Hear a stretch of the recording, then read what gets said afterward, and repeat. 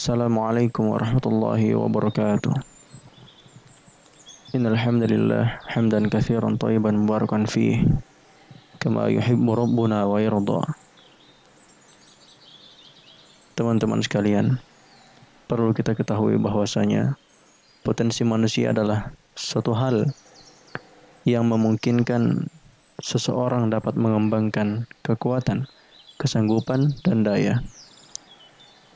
Menurut pandangan Islam, potensi manusia adalah suatu anugerah yang Allah berikan karena Allah menciptakan manusia dalam bentuk yang sangat sempurna.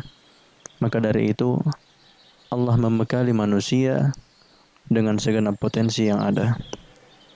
Potensi itu meliputi potensi jasmani, rohani, dan akal. Ketiga potensi tersebut akan memberikan kemampuan pada manusia untuk menentukan dan memilih jalan hidupnya sendiri. Potensi yang diberikan Allah Subhanahu wa taala kepada manusia meliputi potensi pendengaran, penglihatan dan hati. Sebagaimana firman Allah Subhanahu wa taala dalam Quran surah Al-Mulk ayat 23. Qul huwallazi ansha'akum wa ja'ala lakum as-sam'a wal absara wal af'idah qalilan ma tashkurun. Yang artinya, katakanlah, Allah lah yang menciptakan kamu dan menjadikan bagi kamu pendengaran, penglihatan dan hati. Dengan diberikannya manusia banyak potensi oleh Allah Subhanahu wa taala, maka manusia akan dimintai pertanggungjawaban dan diberi tugas-tugas atas potensi yang telah diberikan kepadanya.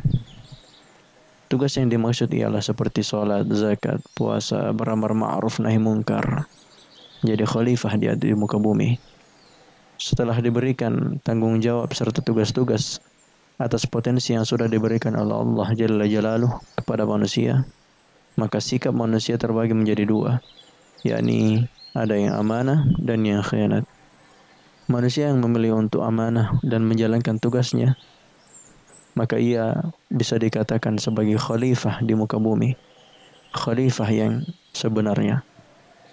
Akan tetapi menjadi khalifah bukan berarti hanya dengan memanfaatkan bumi dan seisinya hanya untuk keuntungan pribadi. Akan tetapi ada beberapa hal yang mesti diperhatikan, yakni yang pertama, manusia bukanlah pemilik yang hakiki, karena pemilik yang hakiki hanyalah Allah Jalla Jalaluh. Kemudian yang kedua, manusia harus mengembannya sesuai dengan kehendak pihak yang mewakilkan kepemimpinan tersebut, yakni Allah. Manusia harus mengemban sesuai dengan kehendak Allah Subhanahu wa taala. Kemudian yang terakhir yang harus diperhatikan, yakni dalam mengembannya manusia tidak boleh menentang peraturan yang telah ditentukan oleh Allah Subhanahu wa taala. Dan adapun yang mereka berkhianat, maka kata Allah Subhanahu wa taala, ulaika kal an'am, mereka itu seperti hewan ternak, balhum adall, bahkan lebih buruk.